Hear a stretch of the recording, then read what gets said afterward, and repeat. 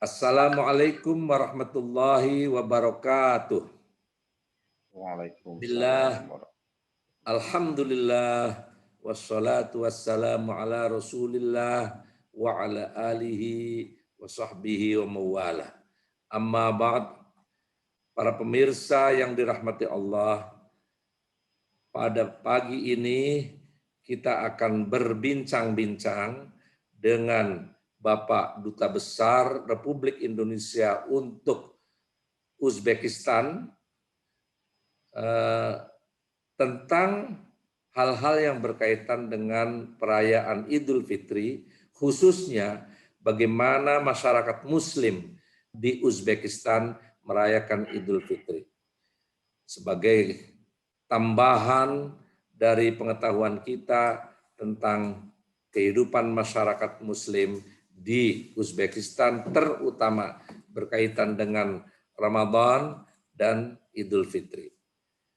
Kita akan mulai perbincangan ini dengan terlebih dahulu menyapa Bapak Duta Besar kita, yaitu Bapak Profesor Dr. Sunaryo Kartadinata. Assalamualaikum warahmatullahi wabarakatuh, Pak Dubes. Waalaikumsalam warahmatullahi wabarakatuh. Prof. Ali, semoga sehat-sehat. Alhamdulillah, senang sekali kita berjumpa ini Pak Dubes. Alhamdulillah. Ya, alhamdulillah, apalagi ini kebetulan Idul Fitri di Indonesia itu saat ini pemerintah melarang kita untuk berlebaran di kampung, istilahnya. Iya. Larangan mudik. Oleh karena itu, alhamdulillah kita bisa berkesempatan untuk beramah tamah juga bersilaturahmi dengan Bapak Prof. Sunaryo, Duta Besar Republik Indonesia untuk Uzbekistan. Dalam kesempatan ini, Prof, saya akan berbincang-bincang dengan Bapak tentang hal-hal yang bertalian berkaitan dengan Idul Fitri dan Ramadan. Mohon nanti kami memperoleh pencerahan tentang kehidupan masyarakat Muslim di Uzbekistan, terutama mengingat dulu masyarakat atau negara Uzbekistan itu bagian dari Uni Soviet, yang kita tahu semua bahwa Uni Soviet itu komunis, tapi sekarang menjadi negara merdeka secara khusus, dan saya ingin memperoleh gambaran dari Pak Dubes tentang kehidupan masyarakat di Uzbekistan, terutama kehidupan Muslimnya. Apalagi saya memperoleh informasi bahwa di Uzbekistan itu ada kuburan dari Imam Bukhari yang sangat terkenal perawi hadis yang kesahihannya ini benar-benar diunggulkan dalam ilmu hadis. Baiklah Pak Dubes, saya ingin memperoleh penjelasan dari Pak Dubes tentang bagaimana atau berapa jumlah penduduk Uzbekistan dan berapa persentase umat Islam yang ada di Uzbekistan. Monggo Pak Dubes. Terima kasih Prof. Ali, Abuya. Assalamualaikum warahmatullahi wabarakatuh. Waalaikumsalam warahmatullahi wabarakatuh. Alhamdulillahilladzi arsalallahu bil huda wa dinil haq yudhhirahu ala dini kulli syai wa kafa billahi syahida asyhadu la ilaha illallah wahdahu la syarikalah wa asyhadu anna Muhammadan abduhu wa rasuluh la nabiyya ba'dah. Allahumma shalli ala sayyidina Muhammad wa ala ali sayyidina Muhammad amma ba'du. Puji syukur kita panjatkan kehadirat Allah SWT dan terima kasih atas undangannya untuk bincang-bincang. Ini saya merasa mudik ini dengan bertemu seperti ini. Alhamdulillah. Alhamdulillah. Semoga Ya, silaturahim saya juga kita merasa bersilaturahmi langsung ini Pak Dubes. Semoga silaturahim kita Amin. dipanjangkan oleh Allah Subhanahu wa taala. Amin. Baik, terima kasih atas pertanyaan pertama tadi. Jadi memang Uzbekistan ini kan kita tahu ini negara yang pernah menjadi koloni atau di bawah kekuasaan Uni Soviet cukup lama, berpuluh-puluh tahun. Memang kehidupan Muslim di sini ini agak unik juga ya. Pertama ini luas penduduk Uzbekistan ini, Prof, ini 34.805.000. Mendekati 34.900.000-an lah, kurang sedikit. Kira-kira 85 sampai 90% penduduknya itu Muslim, Muslim Sunni, dan sebahagian dari itu terutama Kristen Ortodoks, Yahudi, tapi juga ada sebagian kecil itu ateis. Jadi ada ateis di sini nih. Iya, iya, iya. Ya.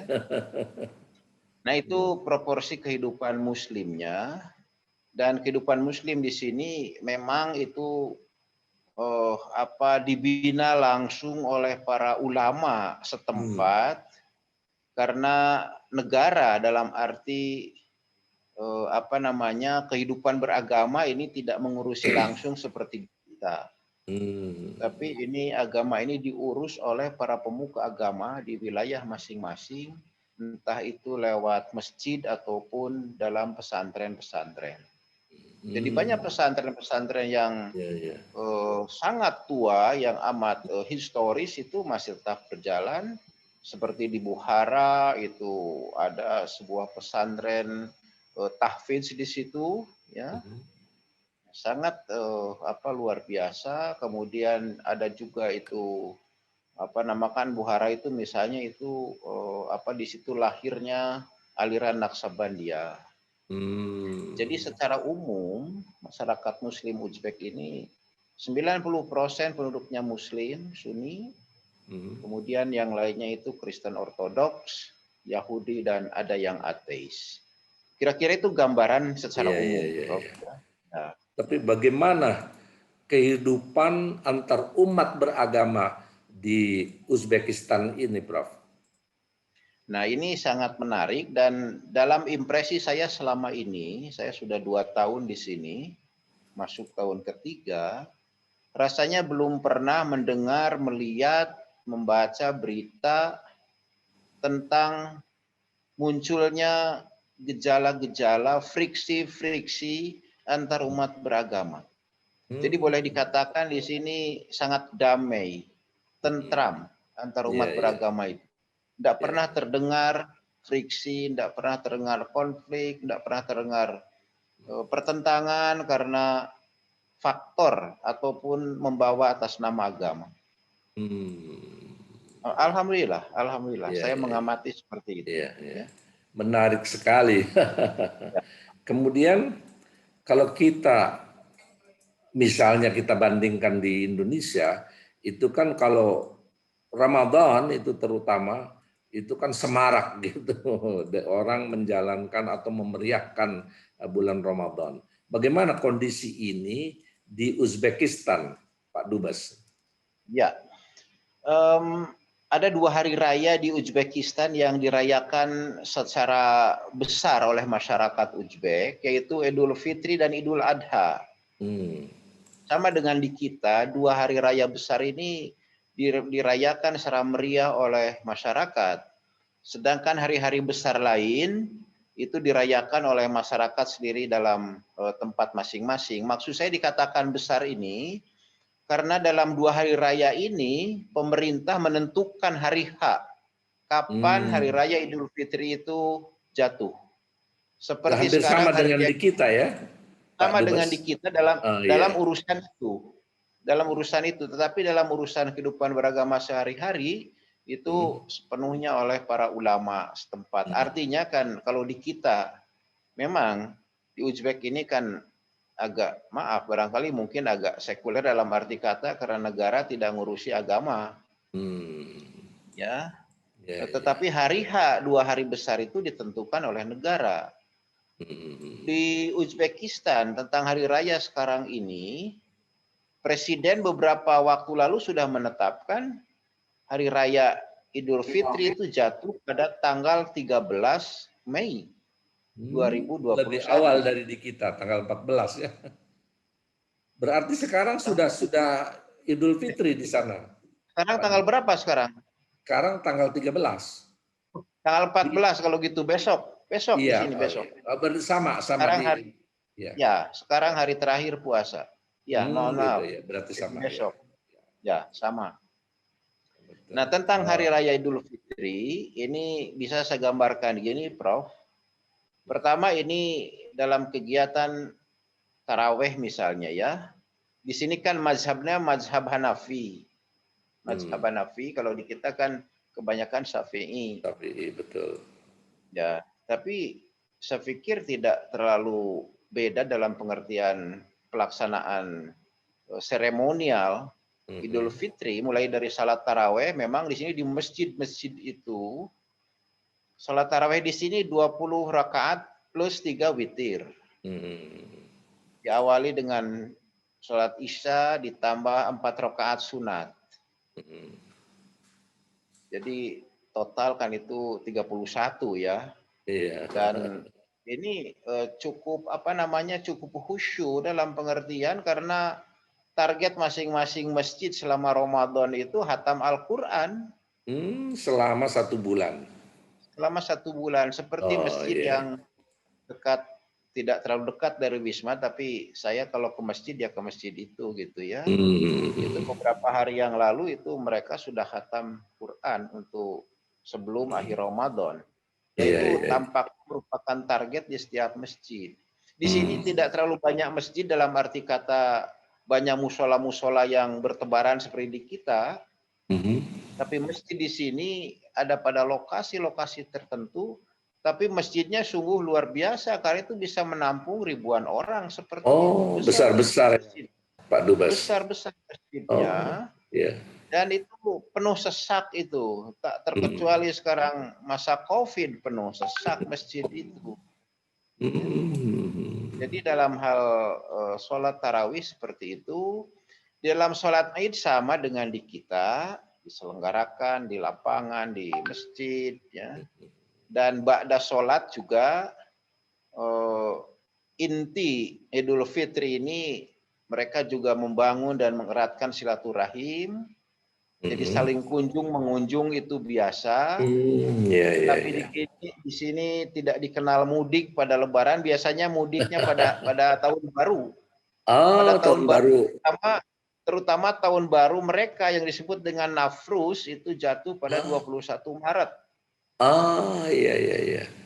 Nah, Mereka jadi biasanya mudik iya. karena ada libur Nafrus di situ. Kalau Idul Fitri mereka tidak mudik.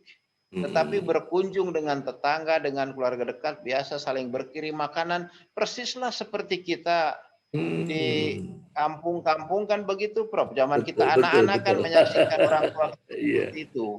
iya, iya. Nah, dan buka bersama juga itu mereka antar rumah mengundang tetangga, orang-orang sekitar yang dianggap perlu dibantu untuk buka, itu mereka lakukan seperti itu. Oh, Jadi iya. sungguh sangat bagus Iya. persaudaraan sama muslimnya ya. Dan saya pikir ketaatan mereka juga cukup bagus karena kalau dulu zaman Uni Soviet mereka dilarang ke masjid, dilarang melaksanakan ibadah, puasa, sholat, dan sebagainya.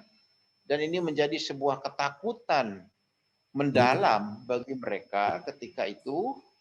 Maka setelah lepas dari Uni Soviet, penduduk Uzbek leluasa menjalankan syariat-syariat agama, khususnya Islam, yang mereka peluk Iya, oleh sebagian besar penduduk iya, iya. Uzbek. Iya, iya. Jadi tak ada masalah, saya pikir, dan kalau saya entah Jumatan atau sholat lainnya itu kebetulan ke masjid ya saya juga melihat hal semacam itu.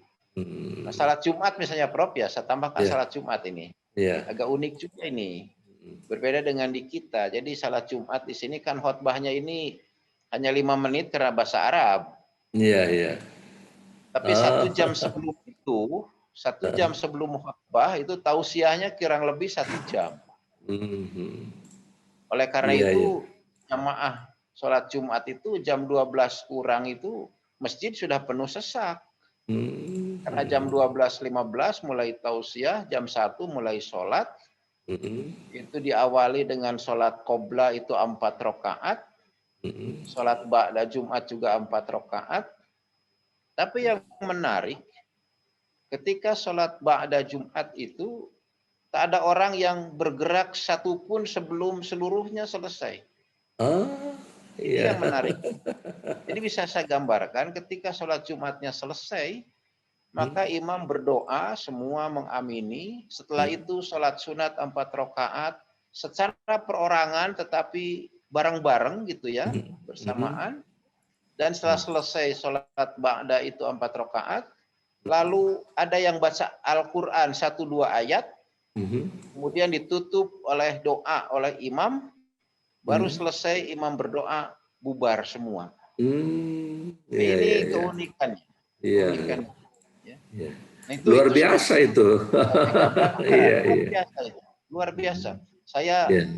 saya menikmati itu ya, Hmm, itu. hmm, Dan itu saya katakan itu memang demikian karena saya sholat Jumat di Tasken, di Samarkand, di Bukhara, di hmm. Kokan itu sama seperti itu. Hampir seluruh Seluruhnya Uzbekistan itu seperti itu. seperti itu Ya, caranya. Oh, seperti gitu itu. ya. Iya. Seperti itu. Hampir sama yang kalau kita lihat di Turki juga seperti itu gitu. Jadi Ya, ada ya, tausiah dulu ini. Iya, iya, betul. iya, iya. Tampaknya di belahan dunia sebelah sana itu seperti itu ya tradisinya itu. Seperti Nah, itu, kemudian betul. iya. Tapi saya Kemudian pikir begini Pak Dubes, ya, itu kan dalam memeriahkan Ramadan, hal-hal apa saja yang unik di Uzbekistan itu dalam meriahkan Ramadan sebelum kita membahas tentang Idul Fitrinya. Masyarakat eh, terutama ya, masyarakat sesungguhnya Uzbek. di sini tidak ada kekhususan-kekhususan dalam arti kata misalnya seperti di kita ada petasan ada apa, tidak ada di sini. Gitu ya, ya. Orang menjalankan ibadah ya itu melaksanakan ibadah saja. Hmm, Walaupun saya tidak tahu persis misalnya dan kita juga tidak tahu karena kan urusan saum itu urusan hmm, urusan ibadah langsung dengan Mas, Allah toh. iya betul. Tapi apakah mereka hingga mana cukup taat? Tapi dari orang-orang yang pernah saya bergaul, saya pikir mereka cukup taat melaksanakan ibadah itu. Walaupun Iya, mungkin ada saja yang tidak puasa, tidak sholat. Kan di kita juga barangkali ada hal iya, seperti itu. betul. Iya. Tetapi tidak ada hal-hal yang terlalu unik selama Ramadan. Dan kecuali tarawih itu orang memang cukup konsisten dalam Hmm. taraweh sehingga di sini itu taraweh dari hari malam pertama sampai hari terakhir itu boleh dikatakan tidak berkurang sab masjid itu Oh, iya, iya, iya, iya. Penuh terus ya. penuh Hmm. terus. Iya, iya, Jadi iya. itu kan yang sangat luar biasa saya pikir gitu ya. Iya, iya. Mungkin juga ini karena apa ya? Mungkin karena pemimpin agama, pemuka agama di wilayah masing-masing ini betul-betul membina umatnya barangkali itu. Sebab Iya, iya. yang saya lihat, Pak, ya, dalam frekuensi beberapa kali, setiap kali ke masjid, Jumatan di masjid yang sama, Mhm. itu yang tausiah, yang jadi imam itu kan orangnya itu juga, lain dengan di Hmm. kita. Ganti-ganti gitu. Ya, Kalau di artinya kita kan itu. orangnya di sini relatif sama itu. Jadi artinya kan orang yang memang bisa dikatakan hanya pemuka-pemuka agama yang langsung memimpin pelaksanaan ibadah sholat misalnya, yang jadi Hmm. imam, yang jadi Ya. khotib, ya. Jadi tidak Hmm. seperti di kita setiap Jumat itu berganti. Di sini relatif sama orang. Yang jadi imam subuh juga seperti itu kelihatannya. Ya, ya. Kemudian ini dalam suasana Ramadan ini, kita ini kan meskipun kita ini mayoritas juga Muslim, tetapi dalam Ramadan ini kan ada juga warung-warung yang buka, restoran yang buka, meskipun buka dalam artian kita bisa siang mau melakukannya bisa makan dan sebagainya, meskipun secara tertutup itu ya, ini ada tenda, ada tirai gitu. Nah, apakah situasi seperti ini atau bagaimana situasi seperti ini terjadi di Uzbekistan? Di sini restoran buka saja biasa, Pak. Oh gitu ya. Ya, ya. Tak harus ditutup-tutup, buka aja Hmm. karena ya orang yang tak puasa merokok makan di tengah jalan juga biasa-biasa saja begitu. Gitu. Ya, Ada ya, juga ya. fenomena seperti itu. Iya, iya, iya. Hampir sama dengan di kita gitu ya. Ya, Itu ya, ya, hampir sama ya. lah, hampir sama karena kan itu akan berpulang pada pribadinya masing-masing pada akhirnya. Betul, betul, betul, betul. Kemudian Pak Dubas, dalam merayakan Idul Fitri, apakah mereka ini setelah sholat Idul Fitri itu saling berkunjung ke saudara, karena tadi digambarkan tidak ada istilah mudik di sana itu ya. Ya, Nah, itu bagaimana mereka itu merayakan, terutama yang berkaitan dengan silaturahim antar saudara, antar sesama, itu bagaimana itu, Pak Dubas? ya. Jadi itu sama dengan di kita, Pak. Bagi mereka juga inti dari yang Idul Fitri ini kan membangun dan mendekatkan, mengokohkan silaturahim. Jadi pada Idul Fitri ini sama dengan di kita, mereka mengenakan pakaian yang bagus, yang bersih, yang baru barangkali gitu ya. Nah, mereka saling berkunjung pada tetangga, pada keluarga.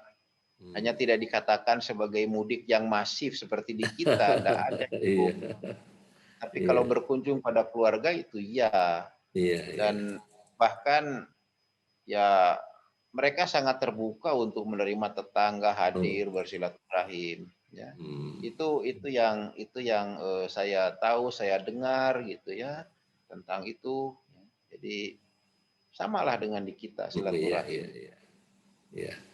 Kemudian kalau di sini kan misalnya pemimpin-pemimpin negara maupun pemimpin ini apa provinsi, kabupaten, misalnya bupati, gubernur dan sebagainya itu kan pada hari raya itu melakukan eh, semacam open house gitu ya, menerima masyarakat untuk bagaimana itu kondisi itu di Uzbekistan.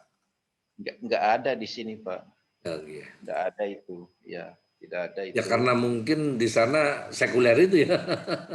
Ya, itu urusan Iya, pribadi dan kita cukup iya. berkirim kartu Hmm. lebaran begitu cukup Oh gitu, selesai. iya, Kita iya. kita saling berkirim kartu lebaran dengan para pejabat tinggi, dengan menteri, Hmm. dengan Iya. apa itu mitra-mitra gitu ya. Oh, Kita biasa, mereka juga berkirim kepada kita tentang oh, itu gitu ya. Jadi oh. itu sangat biasa, tetapi yang namanya open house itu tidak ada di sini. Nggak ada ya, iya, iya. Ya. Kemudian begini, Pak Dubes, adakah penyelenggaraan misalnya setelah Idul Fitri itu penyelenggaraan semacam kalau di kita istilahnya itu halal bihalal atau silaturahim, baik diselenggarakan oleh masyarakat setempat maupun diselenggarakan oleh pemerintahan. Kalau pemerintahan rasanya itu tidak ada, Prof. Tapi Nggak kalau ada ya. masyarakat setempat, saya tidak tahu persis. Barangkali kalau di apa namanya di wilayah-wilayah setempat, mungkin di perkampungan mungkin saja gitu Hmm. ya. Tapi Iya, bisa iya, iya. diduga ini pun tidak seperti di kita, ya. Hmm. Karena ya bagi mereka ya silaturahim itu berkunjung tetangga, Iya. keluarga dekat, ya. Jadi tidak seperti di kita menjadi sebuah acara yang formal bahkan Hmm. dilembagakan. Iya, Di iya, sini tampaknya tidak seperti iya, itu. iya. Kecuali KBRI biasanya menyelenggarakan itu. Oh, iya. Insya Allah Karena ikut besok tradisi di negeri ya kita gitu ya. tradisi, tradisi. Insya Allah kami besok di sini sholat id di halaman Wisma karena tahun Hmm. lalu kan sholat idnya di rumah masing-masing. Nah, Oh tahun iya, ini betul, kita betul. kumpul lah.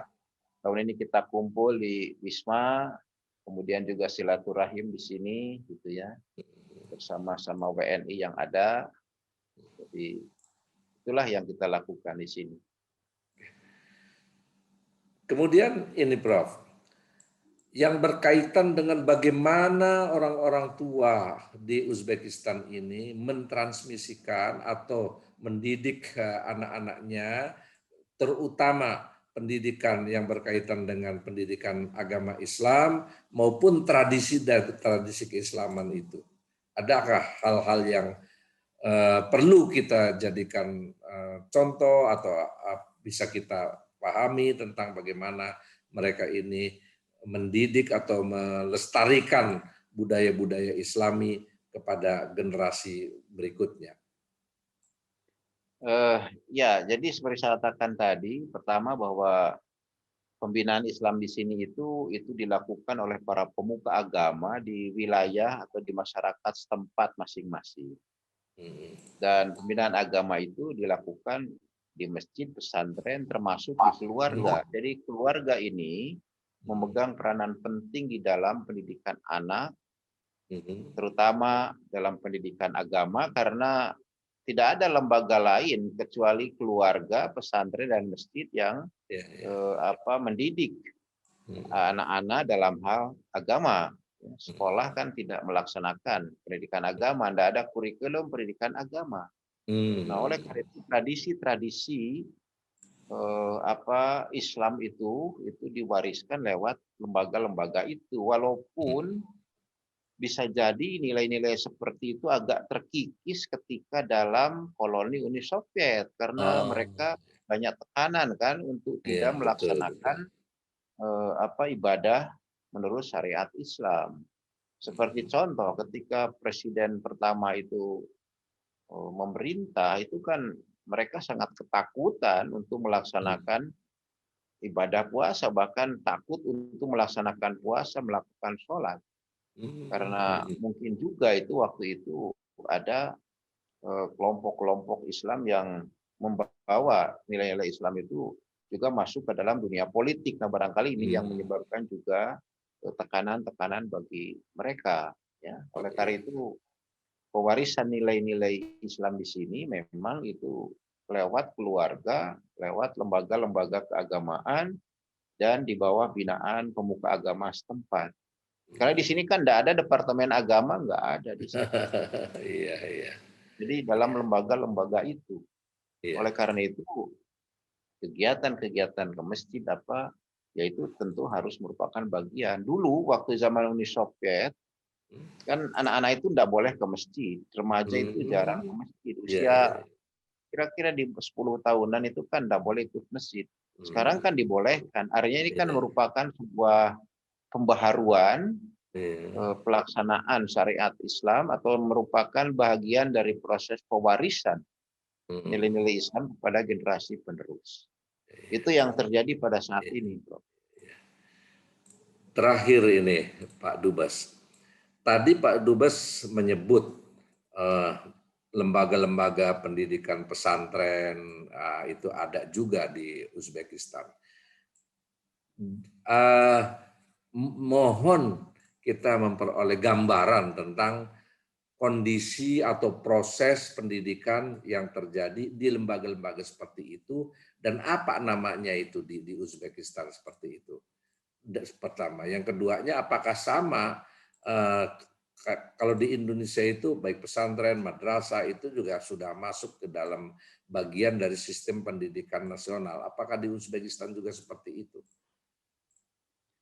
Ya, yang pertama saya katakan tadi bahwa pendidikan di sini itu tidak memasukkan agama ke dalam kurikulum sekolah. Dan pesantren itu memang banyak, Pak. Banyak walaupun ada pesantren-pesantren tua yang mungkin saja sekarang sudah tidak hidup lagi. Seperti di Samarkand ada pesantren tua yang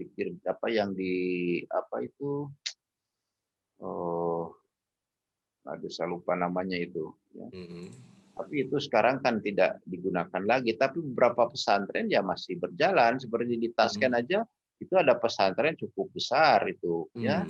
Dan karena itu memang agama tidak masuk sistem pendidikan formal dan tidak masuk kurikulum sekolah, saya pikir itu tampaknya tidak menjadi bahagian dari sistem itu, tetapi betul-betul itu menjadi pesantren yang mewariskan pengetahuan, nilai-nilai agama, dan kehidupan beragama secara umum menurut ajaran khususnya Islam. Banyak pesantren tua seperti di Bukhara yang pernah saya kunjungi, tapi saya tidak boleh masuk ke dalam, hanya dari luar saja. Itu konon katanya pesantren tua itu pesantren untuk tahfiz Quran. Dan di situ ada 30 kamar atau apa ceritanya ini ya, karena saya tidak bisa masuk. Jadi dari juz 1, juz 2 sampai juz 30 mereka bergerak dari kamar satu ke kamar lain. Ah, Sebagai naik kelasnya barangkali iya, iya. begitu gitu ya. Iya, Dan iya. itu pesantren yang sudah sangat tua itu Hmm. sejak zaman siapa barangkali sejak zaman Amir Imam Temurun Bukhari mungkin. itu sudah sangat tua itu. Iya, iya, Sudah iya. sangat. Jadi banyak pesantren-pesantren gitu yang terjadi. Di samping juga ada pesantren yang cukup modern dalam arti kata, yaitu apa namanya? Saya pernah diundang, tapi ini belum sempat berkunjung karena COVID ini, Prof. Saya ingin Hmm. berkunjung ke pesantren itu betul-betul sekolah yang berlandaskan Islam. Ya, saya juga belum tahu persis bagaimana bentuknya. Hmm. Tetapi saya diundang oleh pimpinannya hanya sebelum sempat karena situasi COVID itu waktu itu, dan sekarang belum diupdate lagi. Insya Allah nanti kalau ada info baru saya sampaikan. Iya, Karena di iya. sekolah itu sekaligus juga itu membina pencak silat. Jadi pencak silat di sini Oh, sangat berkembang iya, itu. iya. Pencak silat itu. Iya, Bahkan iya. bukannya di Uzbek, di beberapa negara Asia Tengah berkembang. Dan mereka punya Hmm. asosiasi pencak silat. Hmm. Menarik sekali, Pak Dubas. Terima kasih banyak ada atas beberapa informasinya. Mudah-mudahan nanti pada kesempatan lain kita bisa menggali lebih banyak lagi tentang Amin. bagaimana kehidupan Muslim, juga bagaimana pendidikan di Uzbekistan. Namun untuk kesempatan ini, karena berkaitan dengan Idul Fitri, saya mengucapkan terima kasih banyak. Barangkali kalau bisa dapat kita simpulkan bahwa pertama, kehidupan masyarakat Uzbekistan, terutama hubungan antar umat beragama juga sangat baik, sehingga terjadi hal-hal yang sangat kondusif dalam menjalankan kehidupan agama, khususnya pada mayoritas kaum muslimin yang ada di Uzbekistan. Yang kedua, bahwa masyarakat Uzbekistan ini selepas dari Uzbekistan itu dari Uni Soviet itu meningkat kesadaran maupun amaliyah dan keberagamaan Islamnya di sana, yang selama ini atau selama mereka ini di dalam menjadi bagian dari Uni Soviet itu sangat dikekang, tetapi sekarang lebih bebas lagi, meskipun dalam hal-hal tertentu pemerintah tidak ikut campur dalam hal yang berkaitan dengan pendidikan Islam di sana, juga dalam hal yang berkaitan dengan tradisi-tradisi Islam di sana. Artinya itu merupakan suatu kebebasan untuk masyarakat saja, terutama melalui pimpinan non formalnya atau pimpinan informalnya, yaitu para ulama-ulama yang membina masyarakat di sana.